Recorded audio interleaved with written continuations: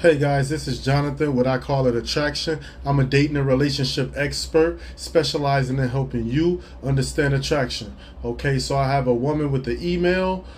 She says, Hey, um, just writing you because I'm having trouble dealing with my friends. They kind of cast me out and, put me on a friend timeout, whatever that is. Basically, they're not talking to me anymore and they don't want nothing to do with me. It's really one friend, but she got into the ears and the minds of the rest of our group of friends, and they kind of all ganged up on me. And the reason being is because her old boyfriend that she dated a few years back, I guess she was in love with that guy or whatnot, and it didn't work out between them two. They had a horrible breakup. I wasn't thinking anything of it, but one day I met him. I was out with a friend, and I seen him. Well, he actually approached me. And from there, we talked, we got drinks, and one thing kind of led to another. And he's actually a great guy. And when my friend was with him, I wasn't around much. I think I met him a few times, but it was very brief. I didn't know much about him or anything of that sort. But now it's been years later, and I hang out with this friend more often than I used to. And now this happens to come to the light, and pretty much it's like everyone is against me. And I just don't know what to do. Should I give him up for my friend, or should I pursue this? Because I can tell he really likes me, and to be honest, I really like him too. What should I do? Okay, so this is this kind of is not as tough, honestly.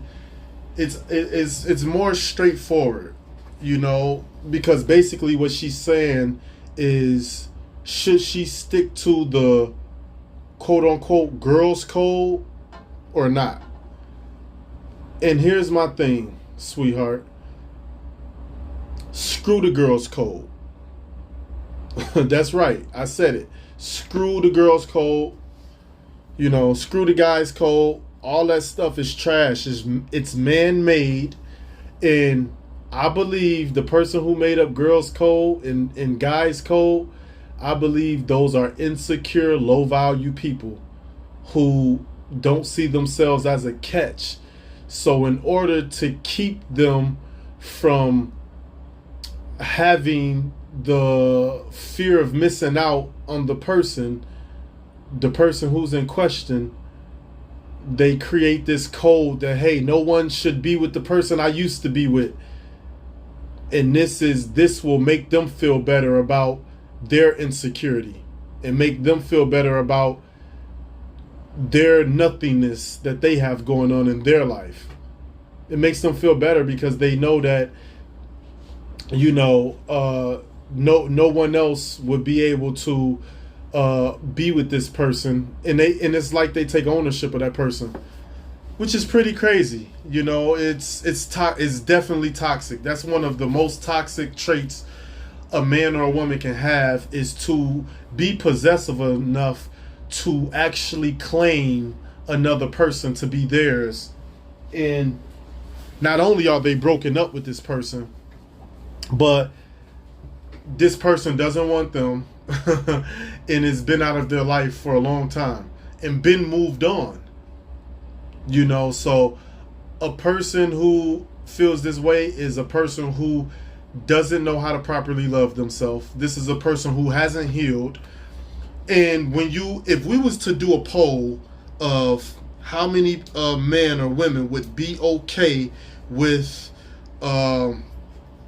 would be okay with breaking the girl code or the guy's code, I can guarantee you it'd be like 9 out of 10. 9 out of 10 would have a problem with it. And what does that say? What does that communicate? That communicates that 90% of people don't know how to properly love themselves. 90% of people are possessive, controlling, and insecure. And that is sad because these are all people who are still in the healing process. Mind you, some of these breakups have been 10 plus years. You're still healing after 10 years? Girl, you should have been moved on. You should have been found some kind of purpose, some kind of drive, and went forward. You should have been moved on and been had a more fulfilling relationship with someone who actually wants you, someone who actually would, go to bat for you and put in as much as you put in. The fact that you don't and you're still here, being possessive as if you own this person, usurping this authority over them, it's shameful, it's very sad, it's pathetic. Honestly, it's very pathetic, and it speaks to who you are and what you're about. And this is a low value person that doesn't have high value, probably has a low self-esteem, doesn't see themselves as a prize. Who would want to be with a person like that? It's terrible. So I say screw the girls' code. Love is free.